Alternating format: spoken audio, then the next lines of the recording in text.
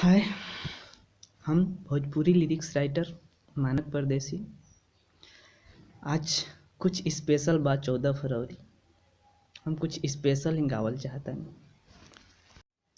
College में जब मैं पढ़ता था, ये उन दिनों की कहानी है। मेरे याद में आज भी रोती है एक ऐसी पगली दीवानी है। मेरे याद में आज भी रोती है एक ऐसी पगली दीवानी है। बेपनाह मोहब्बत करती थी, बदनामी से वो डरती थी।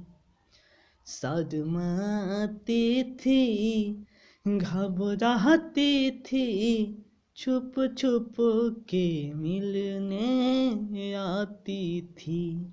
यादों न इसे तू गलत समझो, मेरे मौजों की वो रवानी है। मेरे याद में आज भी रोती है एक ऐसी पगली दीवानी है। मेरे याद में आज भी रोती है एक ऐसी पगली दीवानी।